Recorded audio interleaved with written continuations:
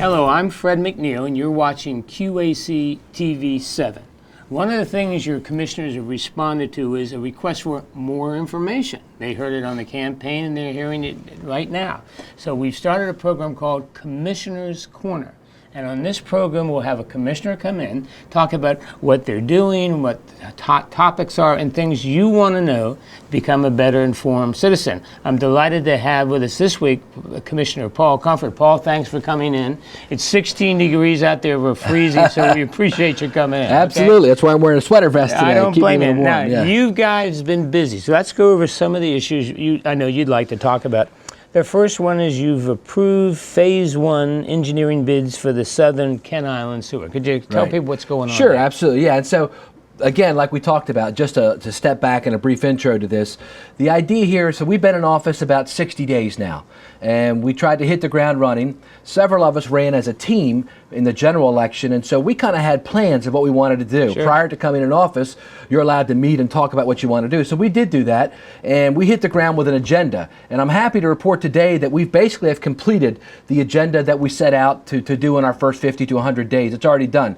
All the campaign promises that I personally made, we've accomplished. You know, I wanted to kill the beach tax. I wanted to hire an economic development director and bring on a new economic development department. The previous Board of Commissioners, because times were tough financially, they had to eliminate some departments and combine them. Times have gotten a little bit better financially. And we'll talk today about how we're going to fund some of this through monies that aren't related directly to county taxpayers' dollars. So today is like a report card back of I want to take a look back, at least for the last month, and talk about what we've done. So a big thing on the campaign trail was the Kent Island Sewer, right? Everybody's talking about it. Southern Kent Island Sewer. It's really one of the top 2 or 3 issues of the campaign. Sure. And so we just took action on that this last week. We had we've been involved in a number of meetings, even during the orientation part before we were sworn in. We had folks come in from the state, Maryland Department of the Environment. They came in from other agencies, the health department, and they updated the commissioners on what's been happening for the last 4 years as this last Board of Commissioners took a series of decisions and why they made those decisions and kind of gave us the inside scoop.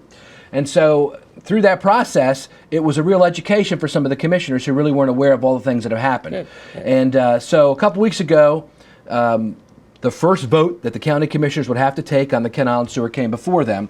And Commissioner Mark Anderson made a motion to table it for a couple weeks while he looked into a few more things. He wanted to talk directly to some people in the state of Washington who had this STEP system, which is the technology that is being used to run the sewer. There's lots of different technologies you can use to run a sewer plant. Sure. I used to be on the board of Maryland Environmental Service, and we operated sewer plants around the state of Maryland. There's gravity systems, there's pump systems. This is a STEP system. It's a different kind of system.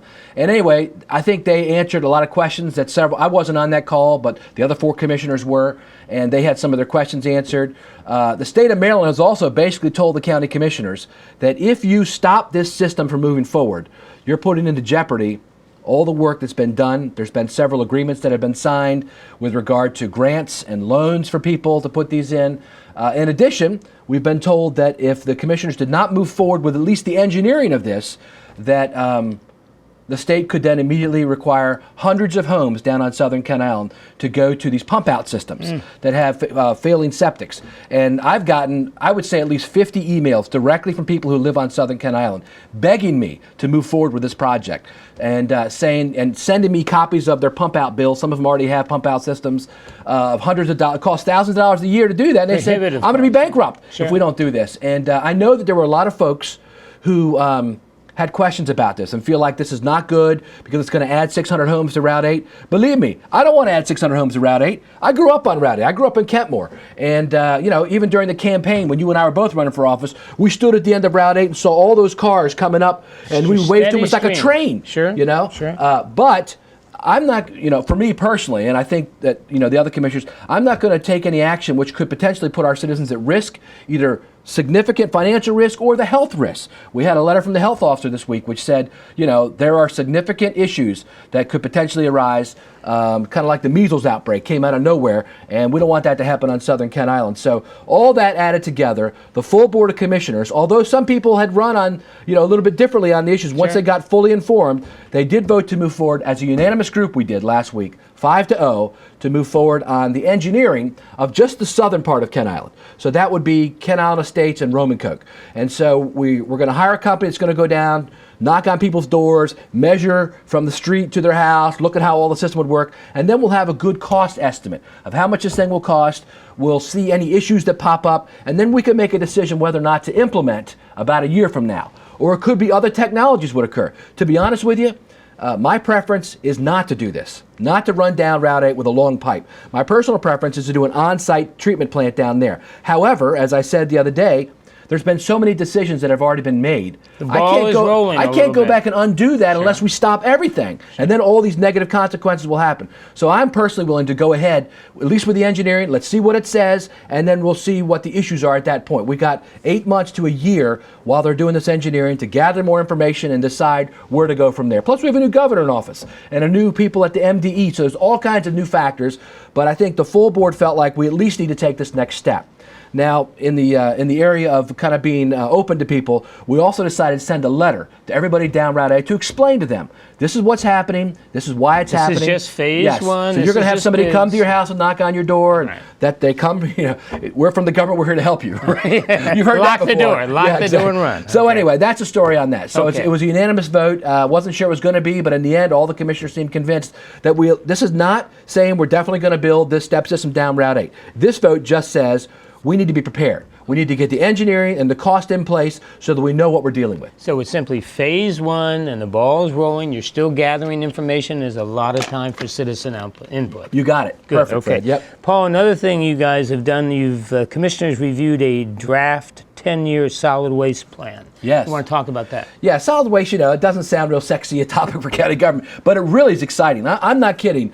I read that thing this last weekend, and it answered so many questions that I personally had. I mean, I was a county administrator. I know a lot of what's happening in county government, but there were questions that I didn't know why the county had done things over the last few years. So I'd encourage everyone to go to the county website and look up the 10-year solid waste plan. It's a draft. It's all on the website. It's all on the web, and it talks about the transfer stations, the hours they're open, why we went to that, where the county has different solid waste resources, the rubble fill, what the hours are, and then what the game plan is for the future. This is a 10-year plan. A lot of folks don't realize that Queen Anne's County entered into an agreement with the other counties around us several years ago for each of our 4 counties. First, it was in Easton. I don't know if everybody remembers, but we used to have our landfill. Basically, it's a regional landfill. Sure. So for 20 years, Easton had it. And if you had to take your trash to the dump, you would take it there. Then we moved it to Caroline County. It's outside of Ridgely right now. It'll be there for 20 years, till about 2030. Then the game plan is for it to come to Queen Anne's County from 2030 to 2050, and then it'll go to Kent County from 2050 to 2070. It's a good plan. It's the whole service is run by a group called Maryland Environmental Service. They're an independent state agency. As I mentioned, Governor Ehrlich appointed me to the board. I served on their board for 3 years, and they run landfills and wastewater treatment plants all over the state. Now, this plan says, let's look at some other options. And I'm really interested in citizen feedback on this. One of the options is to look at possibly curbside pickup of trash, at least in the more populated areas of the county. Okay. Maybe not out in the country, sure. But at least on Kent Island, Graysonville, and Kingstown. There was a study done in 2005 when I was county administrator to look at this, and the commissioners analyzed it, and it actually is supposed to save a lot of money. And you could also do curbside recycling pickup, etc. So anyway, we want to hear what the public thinks about that. And I actually want to do a separate town hall meeting once we get some more information on this, just to explain to people, this is what's possibility. We want to hear your feedback. It's a big decision. It doesn't mean we would close all the transfer stations. The places that you call the dump that aren't really the dump, it's just a place you throw your trash in a big bin, then we take it down to the real dump. Right. We would still leave some of them open under this, but it would be a few companies who had contracts with the county would not run it. We would outsource it. But these companies would go around, instead of having 7 different companies come into your community every day, a different company, a pink truck, a blue truck, a black truck, it would be one company that comes in and does it in this region, another one there. And so that's one part of it. The other part is, and I definitely want to move forward on this, is I want to license every trash company that comes into Queen Anne's County to make sure that the service they're providing is quality. I've had complaints and seen it myself, oil dragging behind trucks that aren't maintained well on the roads. My favorite is the thrown trash cans when they finish. Yeah. It's like an NBA Yeah, game. exactly. So I think we need to have some. It's completely unregulated now, and I'm all for freedom and all that. I'm not a big government guy, but when it comes to something like that, where people are coming to your house every day, I just think that we at least ought to know who's coming into the county. They ought to register with the county that they're serving the citizens here, and there ought to be a place where people can complain if they're doing something not good. So I'm interested in hearing people's thoughts on that as well. This is new areas for like a rural area like us. We're moving into like suburban services. All the towns already do it basically. They have their curbside pickup in the towns. So and then the last thing on the solid waste plan is going to a zero waste. I'm real excited about the possibilities. Caroline County Commissioners Wilbur Levengood has really been pushing the issue of a regional, basically place where you would take all your trash and instead of throwing it into the ground, it could be mulched. They have this new technology. Okay. It's not even burned. It doesn't even produce any... just ground up somehow. It mulches inside these big things and it turns into methane gas. And that methane gas can then be sold, create energy, and it can be sold onto the grid. So there's lots of companies out there that are doing this now. It's 21st century technology. I'm real excited about the possibilities. And so look at this plan and let us know what you think. It's still in draft form. We want to get feedback from the public. And we want to remind people like you have already done that this is on our website. Yeah. So go to the 10-year plan, take a look at it, and you'd love some feedback. Okay, great.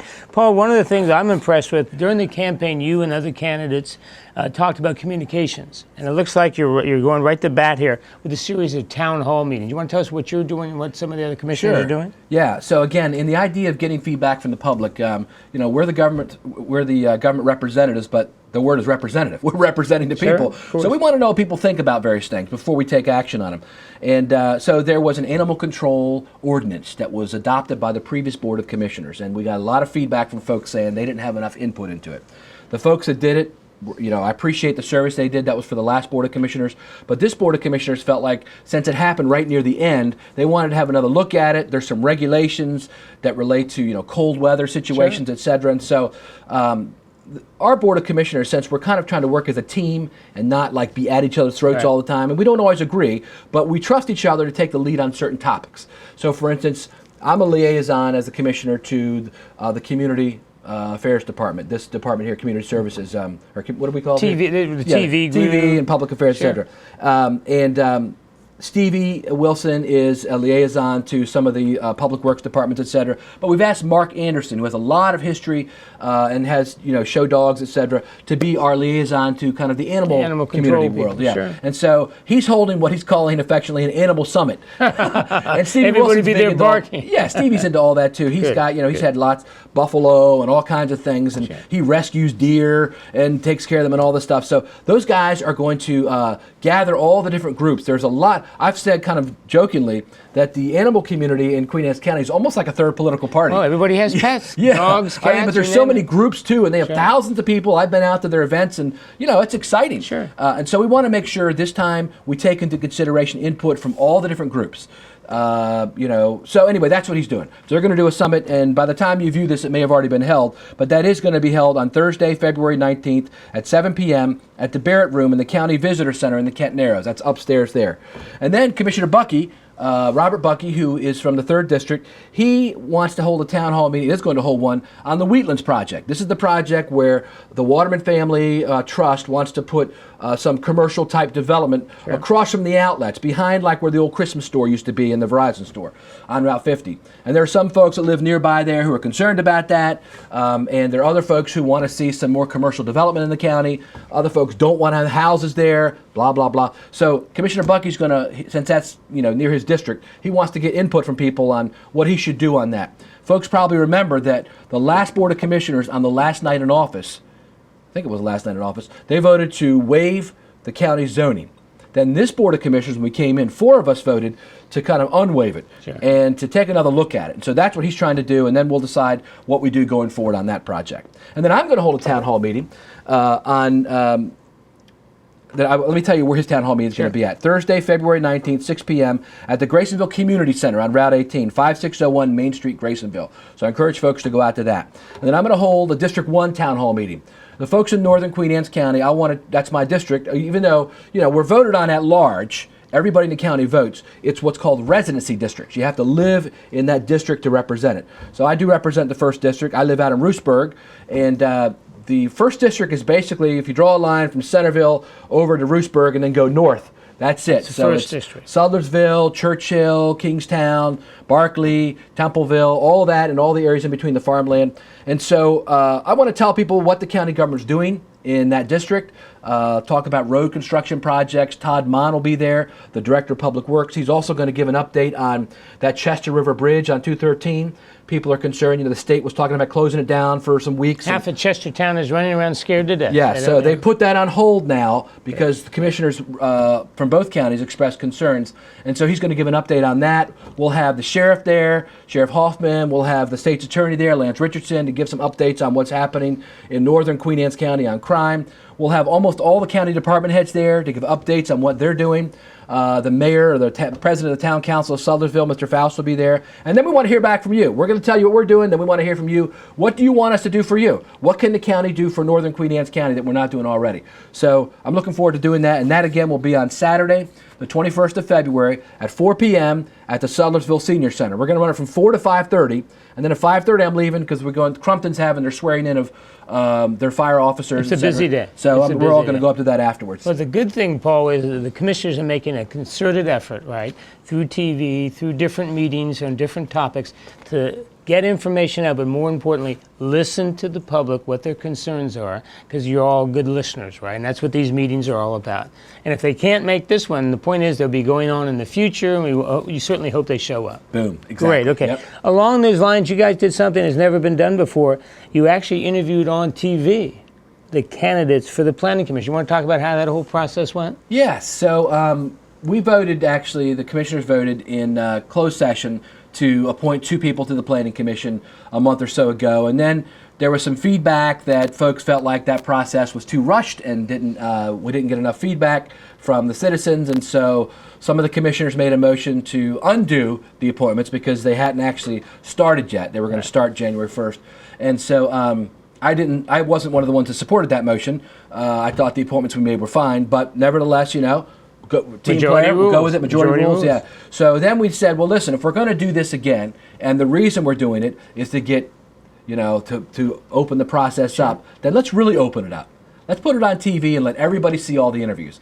So the commissioners, out of all the applicants, we kind of agreed on the top candidates that we wanted to interview.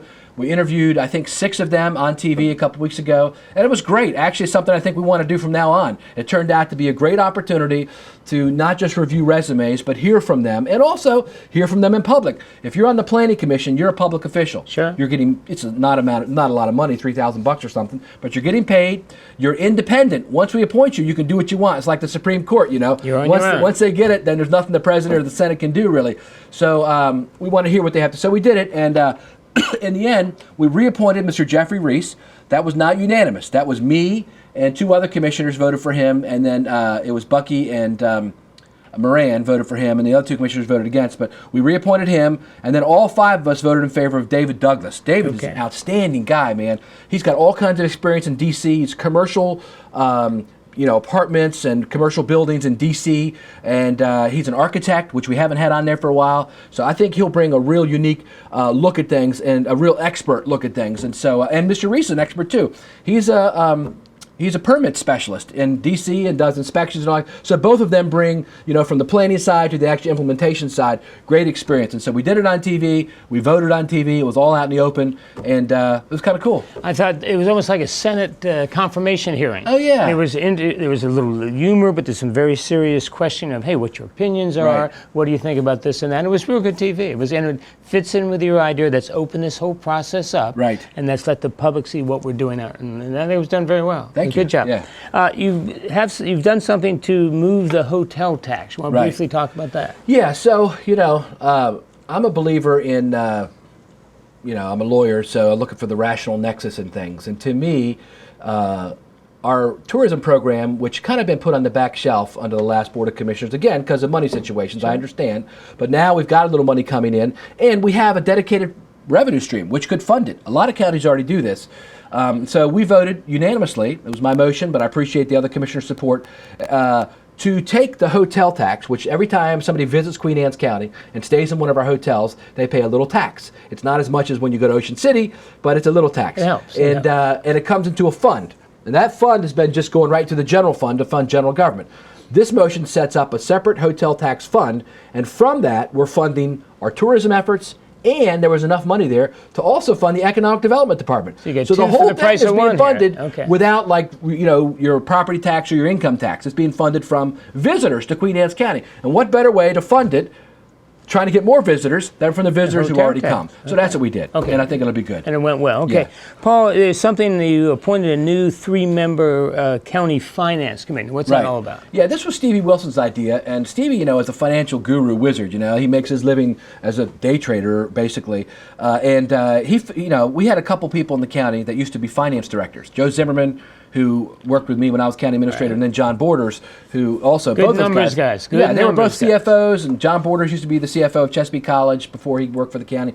They're brilliant, and so them, along with Heather Tonelli, who's president of the Chamber of Commerce. She's got her own accounting or firm like that. And so we put the three of them together, and they're going to help be like an expert set of outside eyes to look at the county's finances and give recommendations to the county commissioners. One of the things I've always been concerned about, I've worked in or around county government for most of my career, is revenue estimates from what is called the income tax are always difficult to project. Property taxes are easier. They're set in cycles every year. They come out and they do a third of the county, and we know what the income is basically going to be from property tax. But income tax is erratic at best. Sure. And so these guys have years of expert, and Jonathan Seaman, our CFO now, is really smart too, great guy. But having these outside group of guys come in who don't really have a vested interest, but know the county because they used to work here or, have some business experience. We're going to have them give us input on the budget and also on especially revenues, is what I'm interested in, to give us good projections. Because here's what happens. If we project income tax low, which almost always happens, we don't then spend that. So Board of Ed's going to ask for $6 million more dollars this year, I just found out, than they got last year, is what I was told. We got a projection from the budget. So if I don't know how much revenue is really coming in, I don't know how much of that I can give to the Board of Ed. So if we underestimate by $2 million, which often happens, then at the end of the budget year, there's $2 million of extra revenue sitting there, and under the generally accepted accounting principles, we're not allowed to spend that for operating. We can only spend that for capital, one-time expenses, bricks and mortar, cars, buildings, and it takes away our ability to govern for the operating expenses. You don't know how much you have in the bank account. Exactly. So these guys, I'm counting on you guys. Give me some good numbers. No pressure. No That's pressure. right. Yeah, so that's that. Paul, one of the things people got all wound up about WBOC Channel 16. Hey, it's no longer on TV. Yeah. And what did you guys do? Made a lot of people happy. So, Atlantic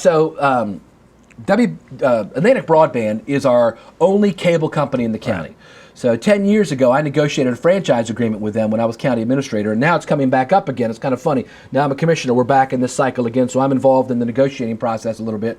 And, they're a business. They make business decisions. So a cable company has to pay retransmission fees to broadcast channels to put them on the cable. So if you put ESPN You or got to pay them HBO, money. someone's And that's why cable companies always send you a bill, an information every year in the mail saying, "Hey, ESPN went up $5. We got to raise your rate." Sure. There's a whole new phenomenon going on now in the cable world of people kind of doing a la carte. I'm going to buy CBS. I'm going to do Hulu. I'm going to do Netflix, and I'm going to cut the cable.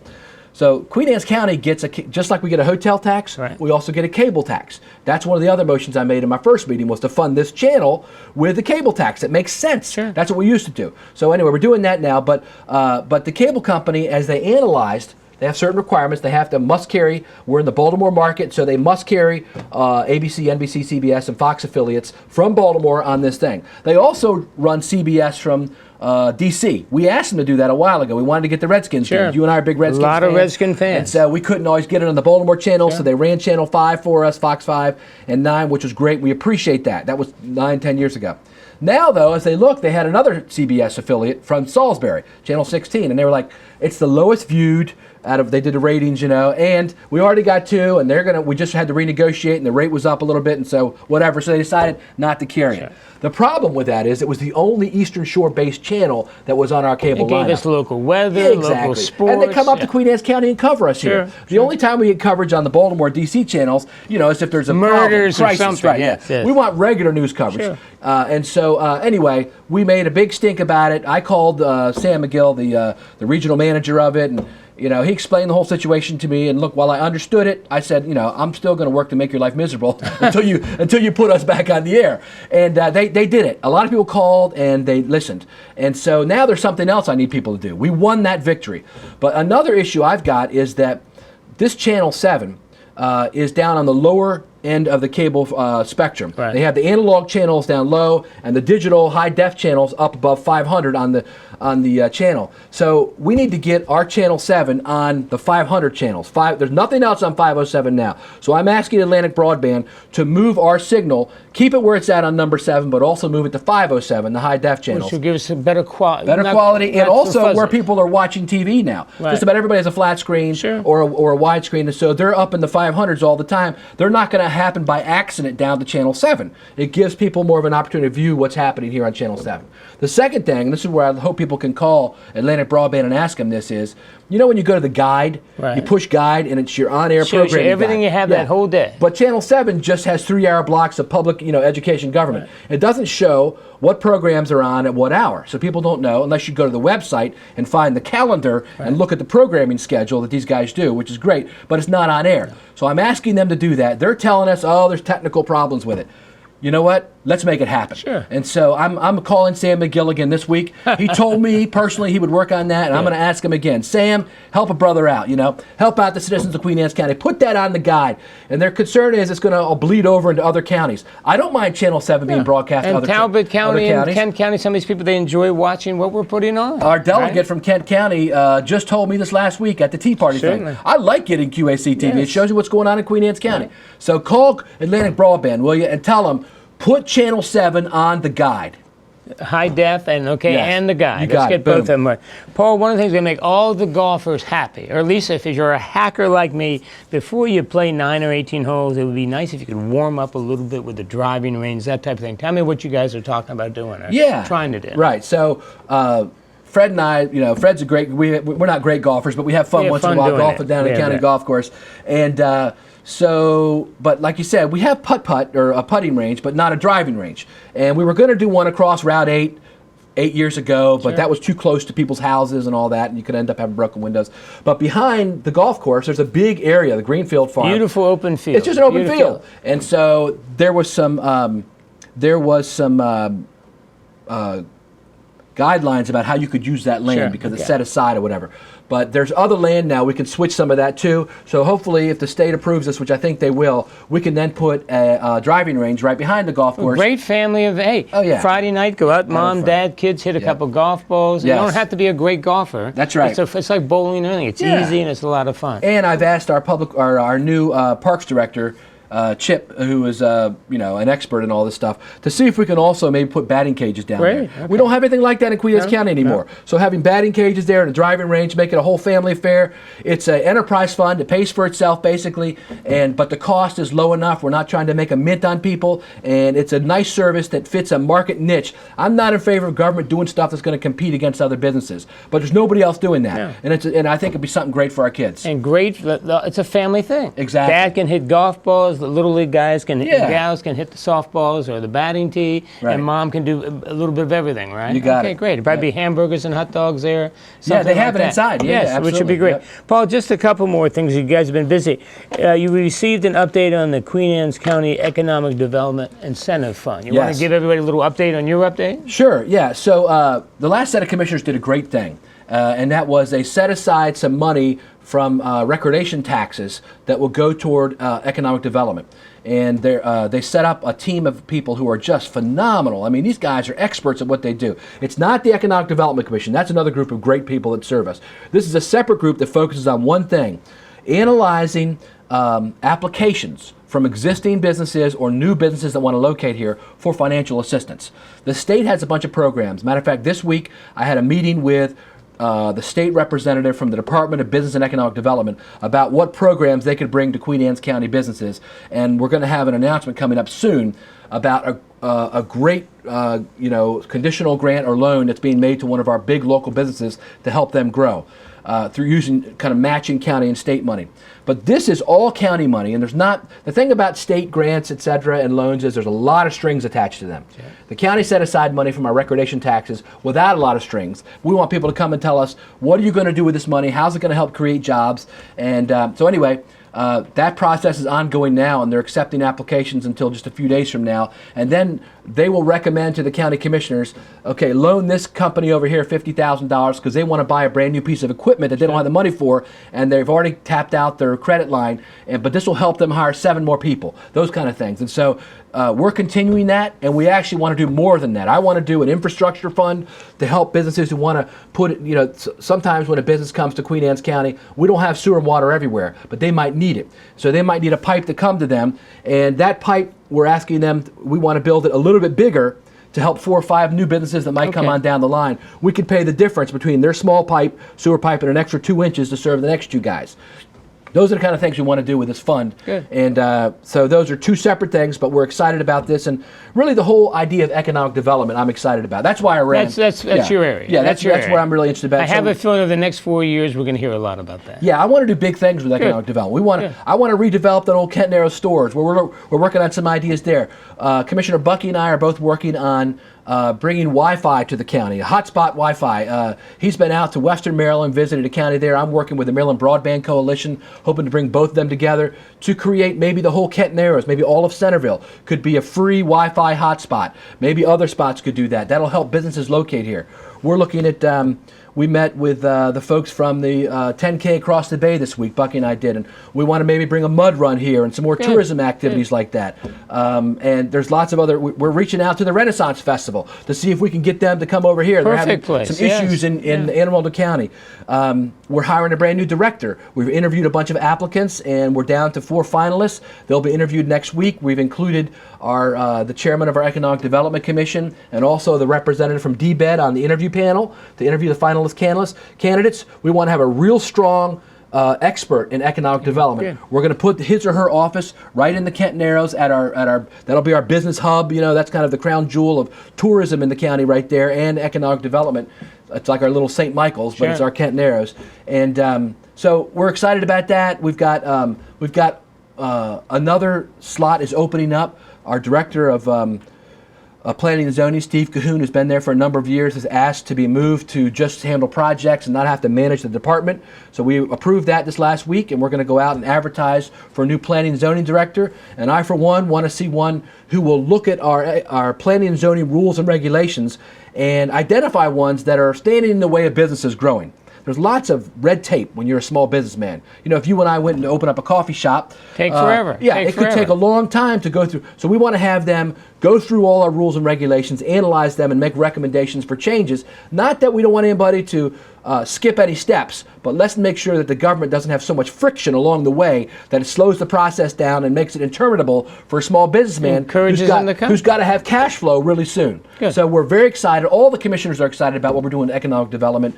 It is for me, it's my number 1 priority for the county. Well, very good. Paul, the last question or thing we'll talk about, you have a new subcommittee on procurement procedures. Yes. What's going on here? So Commissioner Bucky felt like that we could improve what we're doing with procurement. He evidently has a lot of experience in that area. Right now, the county does not have a procurement department. Each department, there's rules and regulations, but there's not like 3 or 4 people in a little room that analyze all the RFPs and put them out. Each department does it on their own. Most of them go through the Department of Public Works. That's been our biggest department, and they're the ones that are, you know, issuing contracts for building maintenance, for, you know, sewer pipes to be installed, et cetera, et cetera. But he wants to look at possibly giving a credit for local businesses who bid on projects in the county.